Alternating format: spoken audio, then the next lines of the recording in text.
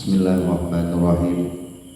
Assalamualaikum warahmatullahi wabarakatuh.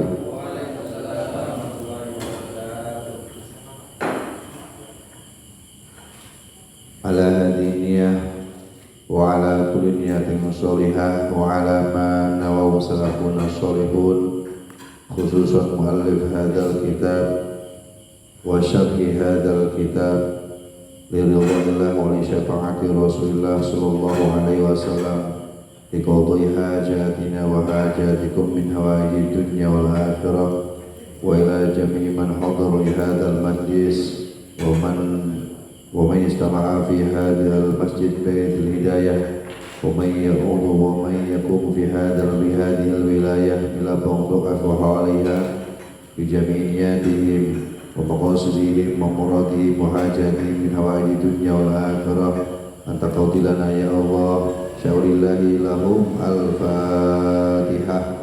A'udhu billahi minasyaitonir rajim. Bismillahirrahmanirrahim. Alhamdulillahi rabbil alamin ar-rahmanir rahim maliki yaumiddin iyyaka na'budu wa iyyaka nasta'in ihdinas siratal mustaqim siratal ladzina an'amta 'alaihim ghairil maghdubi 'alaihim waladdallin.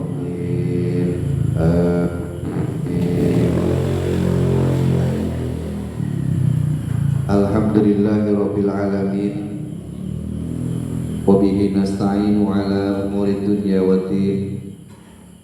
Wassalatu wassalamu ala asyrafil anbiya wal mursalin sayyidina wa maulana Muhammadin wa ala alihi wa sahbihi ajma'in, amma ba'du. Faqala ta'ala bismillahirrahmanirrahim rabbi shrah li sadri wa yassir li amri wahlul 'uqdatam min lisani yafqahu qawli. Amin ya rabbal alamin. Shadaqallahul azim. Hadratul mukarramin, segenap para jamaah Masjid Jami Baitul Hidayah, wabil khusus jamaah Majlis Ta'lim malam Sabtu rahimakumullah, segenap para sesepuh, tokoh masyarakat, para tuan hujat, para pengurus yang mulia, wabil khusus orang tua kita Bapak Haji Safril atau Allah Baqa'ah, semoga Allah limpahkan kemuliaan kepada beliau dunia dan akhirat. Ketua DKM dan jajarannya Bapak Teddy Permadi yang sangat-sangat kita hormati, Inal Karim Ustaz Hadi, para pengurus, para bapak-bapak, Bapak Jiaan, Bapak Sugeng, Bapak Budi, Pak Muntoyo, Bapak Dan, serta bapak-bapak yang lain yang hadir pada kesempatan malam hari ini ataupun yang berhalangan dimanapun berada. Semoga kita semua dan keluarga kita serta lingkungan kita ini senantiasa diberikan berkah oleh Allah Subhanahu wa Ta'ala, dijadikan lingkungan yang asli, aman, damai, tenteram, sejahtera, baldatun, thayyibatun, warahun, ghafur. Amin ya Allah ya rabbal alamin. Puji syukur kita panjatkan kehadirat Allah. Alhamdulillah, malam hari ini kita dipertemukan dalam keadaan sehat wal afiat. Alhamdulillah. Mudah-mudahan nikmat ini senantiasa diberikan oleh Allah kepada kita dan keluarga kita, sehingga kita bisa melaksanakan segala aktivitas khususnya ibadah dengan sebaik-baiknya. Mudah-mudahan apa yang kita amal dan kita laksanakan semuanya diterima sebagai tambahan pahala untuk kita semuanya. Amin ya Allah ya rabbal alamin. Salawat dan salam semoga tetap tercurah melimpah kepada junjungan kita baginda Nabi besar Muhammad sallallahu alaihi wasallam, keluarganya, sahabatnya dan para pengikutnya. Semoga kita termasuk umat yang kelak di hari kiamat mendapatkan syafaatnya. Amin ya Allah ya rabbal alamin. Allahumma sholli wa sallim wa barik alaihi wa ala alihi wa ashabihi. Allahumma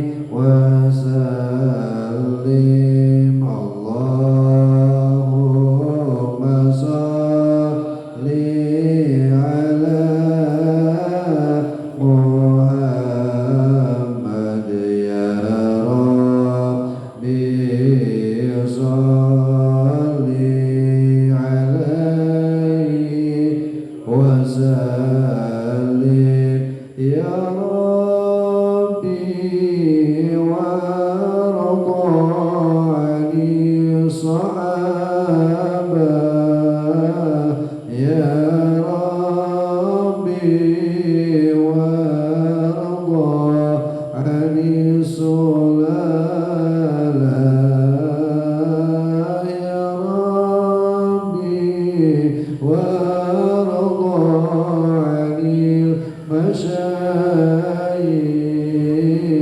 يا ربي فانعم والدينا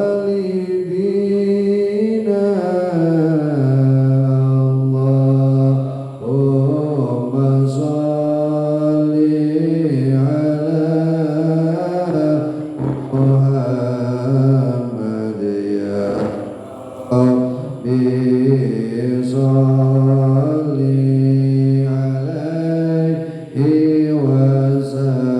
عليه وسلم اللهم صل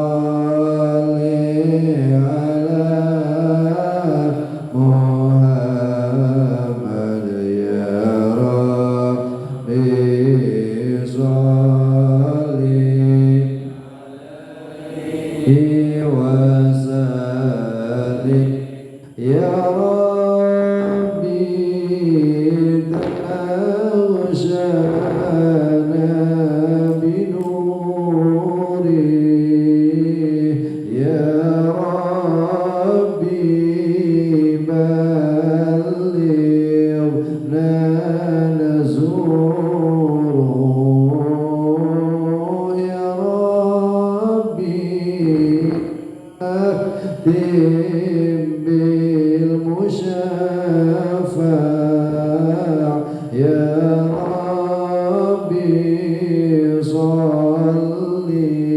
عليه وسلم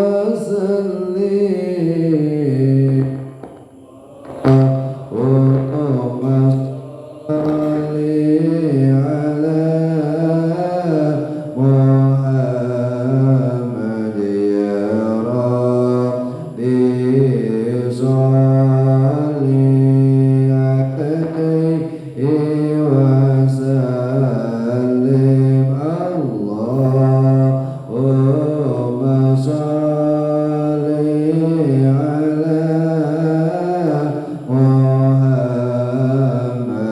يا ربي صل عليه وسلم اللهم صل على محمد يا ربي صل عليه وسلم اللهم صل وسلم وبارك عليه وعلى آله وأصحابه.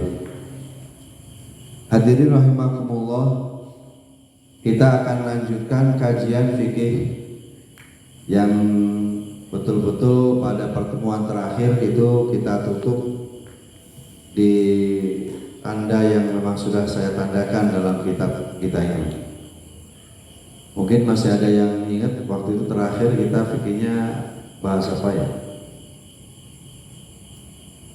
Lupa lah itu saja. Menumpuk kita lah. Ya. Iyalah. Jangankan bapak saya lupa kalau tanda itu ya. Masya Allah ya. Allah hari. Jadi sholat itu kan ada sunah-sunahnya, ya kan? Ada sunnah yang sebelum sholat dikerjakan, ada sunnah yang ketika sholat dikerjakan, ya kan? Kita ingat sebelum sholat dikerjakan, sunnah yang harus dilakukan satu apa? Adzan. Yang kedua baru qomat. Ini semuanya di sebelum sholat. Hukumnya sunnah.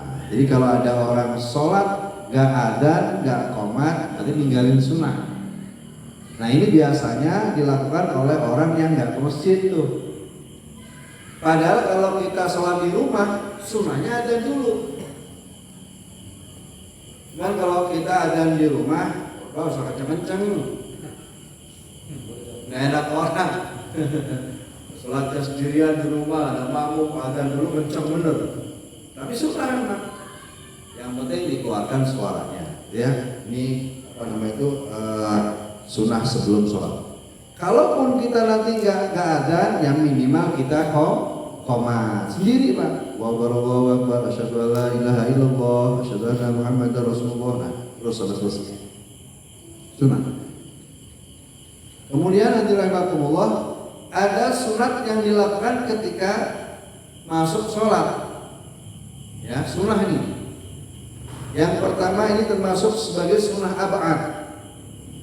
Sunnah ab'ad, sunnah yang apabila ditinggalkan saat sholat itu maka dianjurkan untuk melaksanakan sujud sahwi. Namanya sunnah ab'ad. Apa namanya? Ab'ad. Ab'ad. Namanya ab'ad. Kalau ditinggalin ini kita harus sujud sahwi. Ini ada dua. Yang pertama adalah tasyahud awal. Apa Pak? Tasyahud awal. Tasyahud itu kan ada dua, ada tasyahud awal, ada tasyahud akhir. Ini hanya ada di sholat yang rakaatnya 3 dan 4, yaitu maghrib, isya, zuhur, asar. Ini ada tasyahud awal, ada tasyahud akhir. Tapi kalau sholat subuh nggak ada tasyahud awal, adanya tasyahud akhir. Nah, hukum tasyahud awal itu nggak wajib Pak. Jangan pernah meyakini itu wajib, enggak. Itu hukumnya sunnah. Jadi kalau Pak Budi sholat dia pakai tasyahud awal, sah sholatnya. Sah sholatnya. Cuma ini sunnah yang nggak sembarang sunnah. Kalau ditinggali, wah ini rugi besar kita. Ibarat mah kita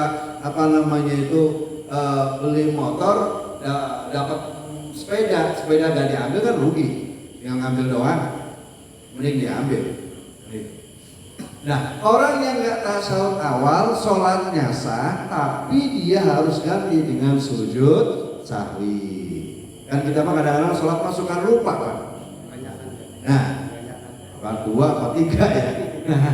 Pernah gitu nggak Pak? Ini 3 apa 1? Baru 1 rakaat lupa kadang-kadang.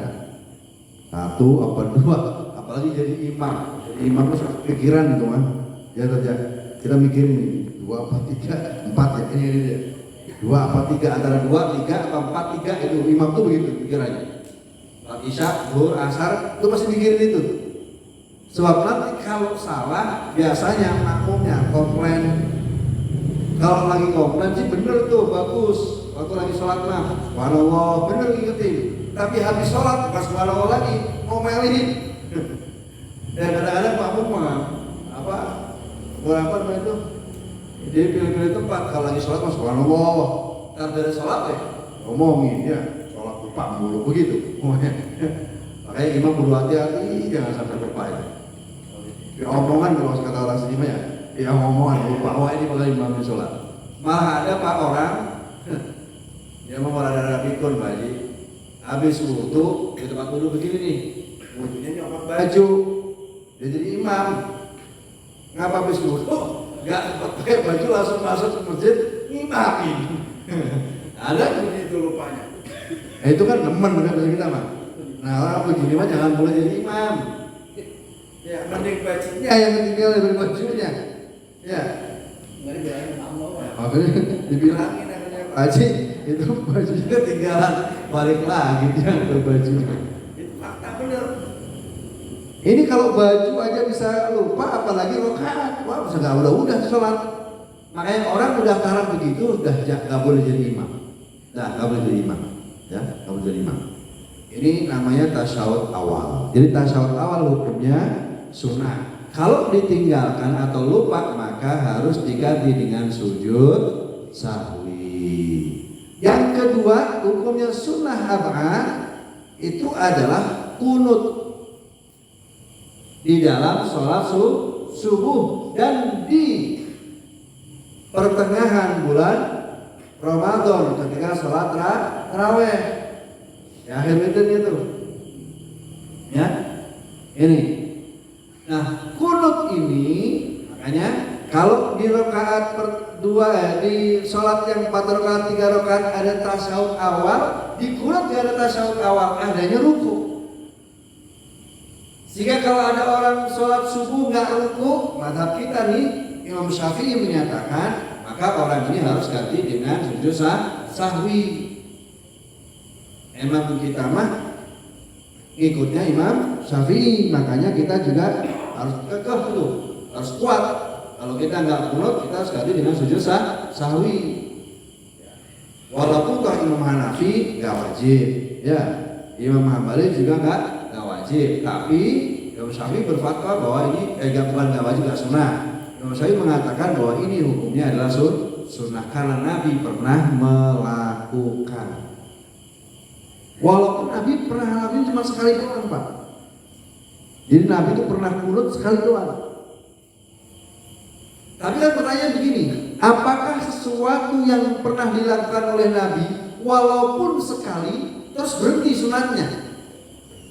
Kan enggak kan? Ini akan menjadi sunnah mustamirah, sunnah yang akan terus berlangsung ila yaumil qiyamah karena Nabi pernah melakukan. Ini pendapat Imam Syafi'i. Gitu. Walaupun cuma sekali tetap dia akan menjadi sunnah yang selama-lamanya sampai ila yaumil qiyamah. Seperti Nabi puasa Senin Kemis, Senin Kemis? Apa Nabi setiap Senin Kemis puasa? Ayo coba Bapak jawab. Apakah Nabi setiap Senin Kemis puasa? Enggak tahu. Aman enggak tahu ya. Enggak. Tapi apakah kalau Nabi nggak setiap sepanjang hidupnya nggak puasa Senin Kemis, apakah sunnah ini berhenti? Kan enggak juga kan? Sunnah Senin Kemis puasa tetap akan berlangsung ila yaumil qiyamah walaupun Nabi dulu jarang-jarang puasa Senin Kemis kan gitu. Jadi inilah alasan Imam Syafi'i kenapa kemudian kunut dihukumi sunnah karena Nabi pernah melakukan. Karena Nabi pernah lakukan berarti akan menjadi sunnah yang terus berlangsung sampai hari kiamat. Ya, gitu. Kita kan jangankan yang Nabi jarang-jarang begitu, Pak. Yang Nabi pasti lakukan yang disebut sunnah aja kita malah jarang lakukan kok. Yang Nabi tiap hari lakuin itu sebelum sholat apa coba? Nabi gak pernah ninggal itu. Ya, itu menggunakan siwak. Itu Nabi itu bersabda, laula an asyqa ala ummati la amartuhum bisiwak. Kalau seandainya aku tidak merasa kasihan kepada umatku dia keberatan, pasti akan kuperintahkan dia setiap sholat untuk bersiwak. Karena kasihan takut keberatan, maka aku tidak perintahkan gak wajib.